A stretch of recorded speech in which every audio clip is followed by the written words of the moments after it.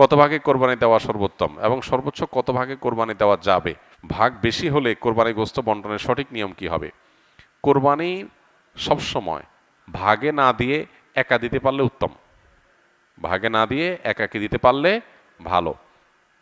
গরুতে আপনি ভাগে কোরবানি দিলেন, সেটার চাইতে ছাগলে আপনি একাকি কোরবানি দিতে পারলে বেশি ভালো।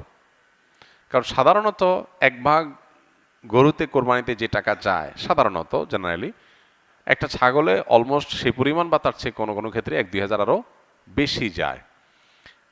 তাহলে আপনার অর্থ খরচ তো অলমোস্ট সমান বা বেশি হচ্ছে।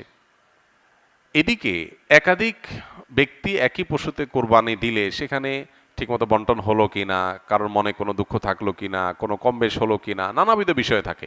আপনি একাকি কোরবানি দিলে, ভাগে কোরবানি না দিলে এই সমস্ত ঝামেলার ঊর্ধ্বে আপনি উঠে গেলেন। তবে এটা ঠিক যে একাধিক ব্যক্তি যদি একটা পশুতে কোরবানি দেয় এবং কারোর নিয়তের ভিতরে ভেজাল থাকে, এর জন্য সবার নিয়ত নষ্ট হয়ে যাবে, কারোর কোরবানি হবে না, ব্যাপারটা সেরকম না। কারণ একজনের পাপের বোঝা আরেকজনের উপরে আসবে না। তারপরও সতর্কতামূলক উপায় হলো নিজের হালাল টাকা দিয়ে নিজে নিজের মতো করে কোরবানি দিতে পারা। শরীকে কোরবানি দিলে সেটা সম্পূর্ণ জায়েজ।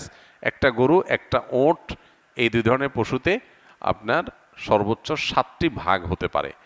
আর এর বাইরে কোনো ভগ্নাংশ চলবে না, অর্থাৎ এক ভাগ দুজন মিলে নেওয়া চলবে না। যে কোনো এক ব্যক্তি বা একটা পরিবারের তরফ থেকে একটা ভাগ হবে, এভাবে সর্বোচ্চ 7 ভাগ। সেক্ষেত্রে যত ভাগ কম হবে সওয়াব তত বেশি হবে। কারণ হলো একটা গরুর দাম যদি 70,000 টাকা হয়, 7 ভাগ হলে 10,000 করে পড়বে। আর যদি সেই গরুটাকেই আপনি 2 ভাগে করেন তাহলে 35,000 করে পড়বে, তাহলে টাকা বেশি খরচ হবে। ইন্না আইজামাল জাজায়ে মা আইজামিল বালা। যার যত বেশি কোনো ভালো কাজ করতে গিয়ে যত বেশি কষ্ট হবে, শ্রম হবে, মেধা খরচ হবে, অর্থ ব্যয় হবে, সওয়াবের পরিমাণ তত বেশি হবে।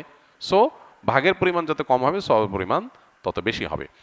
পাশাপাশি গোশত বন্টনের পদ্ধতি হলো যে কয় ভাগ হবে সেই কয় ভাগে কোরবানির গোশত বন্টন করতে হবে সমান হারে।